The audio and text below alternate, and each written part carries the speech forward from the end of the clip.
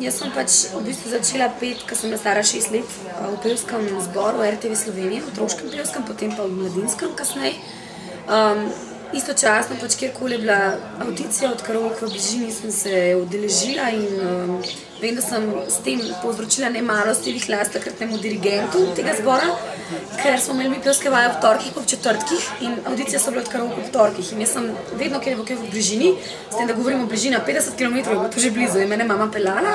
in pa sem manjkala in milijon enih zdravniških opravičil in to. Ampak tudi potem, tam sem v bistvu v tem zboru spoznala to Mirno Reynolds, in ona je potem nehala peti in me je ravno preko karaoke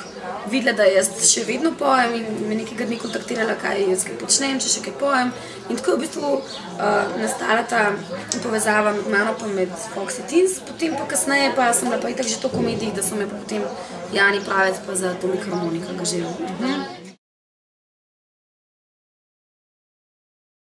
Definitivno. Mislim, to je tako, s Foxycami sem pela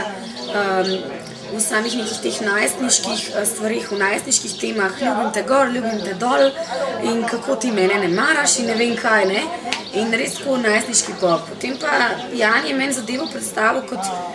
novodobna harmonika, s tem, da jaz sem si predstavljala čist nekaj drugega pod to novodobno harmoniko. Niti manj se nisem predstavljala, da bo to taka muska. In ko sem slišala prvič demo od Brizgalne Brizge, sem se začela smejati, sem rekla,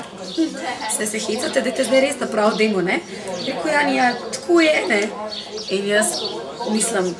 če bi me kdo 10 let nazaj rekel, da bom jaz zdaj to pela. Veš, ker takrat sem bila le najstnica, stara sem bila 17 let in takrat zelo težko gledaš na muziko tako, in pač se spustiš v neki, kar ti je do takrat neznano, In potem sem bila tako, razmišljala sem, kaj bi, glede na to, da se je pa zgodba Foxy Teens iztekala, da je Sanja še takrat solirala, Tanja, že takrat solirala, sem pa se pač odločila, da se tega lotam in danes mi sploh ni žal. Tudi mi ne bi bilo žal, če bi naprimer takrat ne bi zmagali na MMS-u, pa če bi se naša zgodba, ne vem, odvijala povsem drugače. Predvsem zato, ker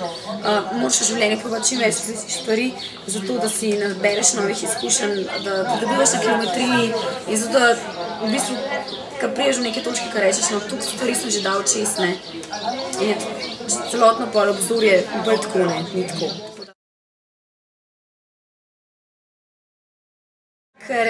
je ta moj nikoli, ne reci nikoli, res zelo dober prijatelj, ker sem se zdaj sploh v zadnjih 2 letih se mi zdi, da vse, kar sem rekla, ne vem, nikoli, ne bom to, se je zdaj v zadnjih 2 letih to me je kar močno po glavi tepel. Ne bom rekla, da se ne vidim v vlogi solistke, ampak zaenkrat se ne vidim, da zaenkrat sem še čist predana in lojalna Atomikom. Ne bom pa rekla, da se to ne bo nikoli zgodilo, ker ne vem, zakaj bi to rekla. Konec koncev sem stara 23 let, pred sabo imam še, upam, da marsikaj in nikoli se ne vem. Tisti, ki spremljajo našo zgodbo od samega začetka, vejo, da je bilo že od samega začetka tako, ampak ne zato, ker bi jaz tako hodila, ampak zaradi tega, ker sem jaz prišla v skupino z 3 leta podlage že odprej in zaradi tega, ker pač tista druga, ki je zraven mene, ni taka, da bi bila v ospredju. Ne, da je z njo karkoli narobe, pač ni taka. Enostavno, veš, so ljudje, ki, ne vem, vse tudi ne more biti vsak Putin ali pa Bush, veš, pa ne, da se z njima primerjam, ampak pač eni ljudje smo taki, da, ne vem, smo zgovorni, nam nikoli ni narode, nimamo nobene treme, medtem ko drugi pa pač v teh področjih niso najbolj v ospredju, ampak so pa pri kakšnemu drugemu področju, naprimer, boljši kot jaz, in jaz se s tem sploh ne obremenjujem, zato ker očitno, če me imajo za vodilno, potem očitno je en razlog, zakaj sem jaz vodilna ženska v bendu, ker prvotni pogoji so bili samo enako postavljeni, potem pa pač vsak kakor kaj naredi, to je tudi v firmi tako, veš, ne more priti, mislim, lahko priti dva na isto pozicijo, z isto izobrazbo, pa bo eden pol leta napredoval do pomočnika direktorja, nekdo bo pa še po ne vem kolkem času ostal na istem, in jaz se s tem sploh ne obremenjujem, v bistvu se to štejem v čast, da je to prvič povem javno, ampak ja, zakaj pa ne, ker vem, da sem na tem področju dobra in ne bom pa, recimo, pri kakšni drugi stvari, ki bo pa treba, ne vem, ugotavljati, kdo je bolj fit, pa kdo je bolj manekenkam podoben, tam se bom pa jaz čisto v ozadje postavila, ker vem, da tisto pa ni moje področje, tako da se ne obrnem.